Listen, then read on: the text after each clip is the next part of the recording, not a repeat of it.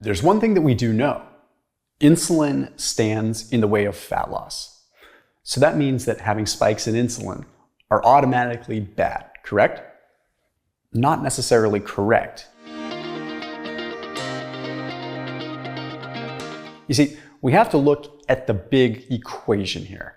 Having a spike in glucose is not necessarily the problem. And we tend to think that if our glucose is high, we're never going to burn fat. And if our glucose is high, we're stopping that process. It makes sense in theory, okay, but we're developing a little bit of an obsession over this to the point where it actually starts taking away the beauty of what triggers fat loss in the first place.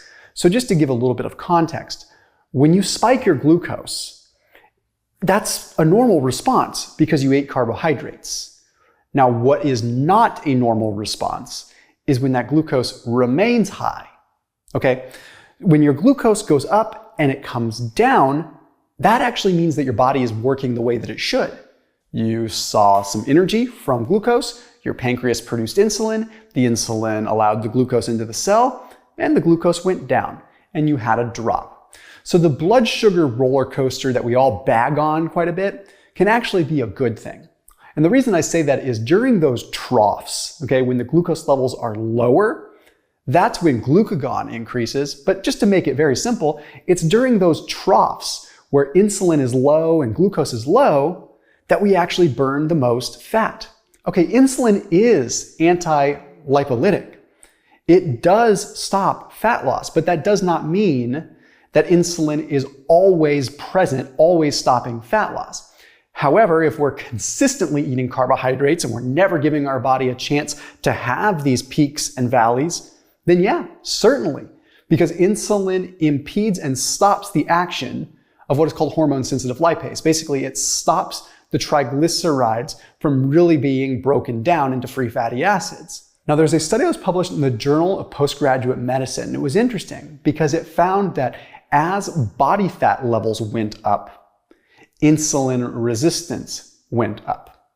Okay, and this ultimately infers that the more fat that we have, the more insulin resistance we have, and also infers that the more insulin resistance we have, the more fat that we develop.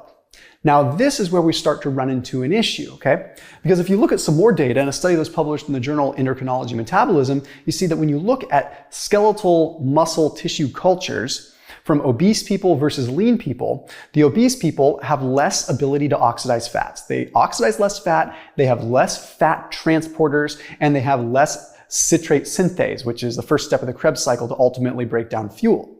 What this is implying to us and somewhat teaching us through this mechanism is that when we have chronically high levels of insulin, then we do seem to impede the utilization of fats. So when it comes down to fat burning, we do need to be paying attention to these kinds of things. And this is where being able to have very clear paths, like very clear meals with very clear periods of time between them is one of the most important things. I understand people want to enjoy snack foods now and then, but my theory behind snack foods is that snack foods should go alongside a normal meal. Okay, I think this is one of the biggest problems. If we're consistently spiking insulin, consistently spiking glucose, yes, then we are never really giving ourselves a chance to let insulin levels come down.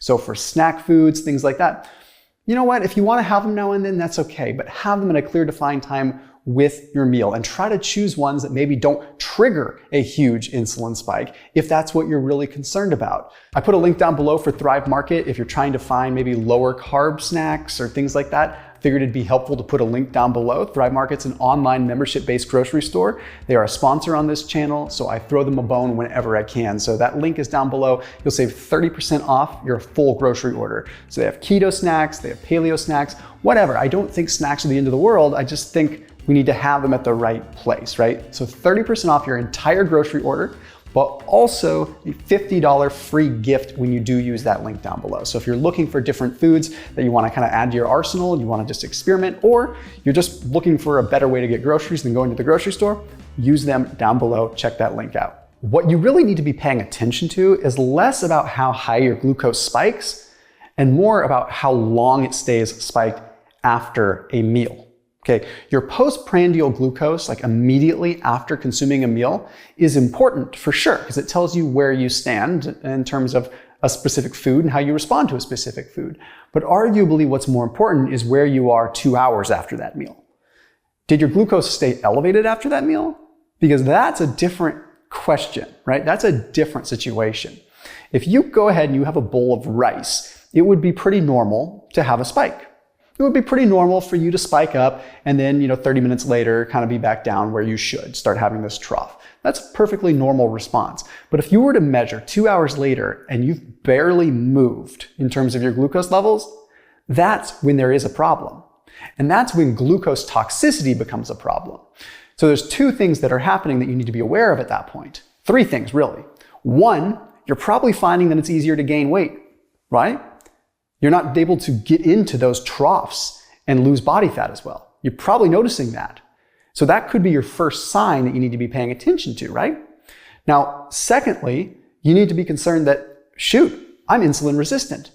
My body's not producing enough insulin in response to this meal. So my glucose is just staying elevated. You need to be aware of that and start putting things into place to mitigate that issue. The third thing is, well, shoot, how long has this been going on? Because now you might have what's called glucose toxicity. Okay, so we have 3 separate things, and they all come together into one just giant beast, right? Obesity, the insulin resistance, and then the final glucose toxicity, where the high levels of glucose are stimulating inflammatory responses, they're triggering advanced glycation end products, AGEs, and they're triggering high amounts of reactive oxygen species, superoxide radicals in our body that are very hard to deal with. And that is triggering secondary damage and metabolic memory damage that is there associated with just the glucose toxicity. So 3 very different things, but they all sort of come together. And the one big piece that really we can pay attention to with that is, well, how do we respond to foods after we've eaten them and later on in the day? So I guess my argument with this isn't to say that low carb or high carb is particularly better, right? Because when you look at studies, you see, okay, high carb and high fat diets, when people are not overeating, actually have similar impacts on insulin sensitivity as long as there's gaps between meals, they're in a caloric deficit. It's similar effects on insulin sensitivity. It's somewhat apples to oranges, different conversations, so we can't necessarily take that as gospel. But what we can see is that, okay, what matters is how is our body responding to these foods? What is making us insulin resistant? And that's what we have to be paying attention to. So regardless, no matter what kind of diet you consume, because I hate to break it to you, when you consume protein, you still have an insulin spike. So whether you're low carb or not, still having clear defined gaps between meals is utterly important.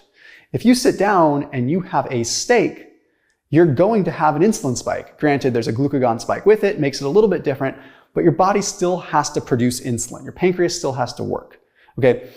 On the other side of the equation, if you're sitting down and you're having a bowl of rice, your pancreas still has to work. Arguably, one's going to spike higher than the other, but does the spike really matter with fat loss? What matters more so is how quick do you come down?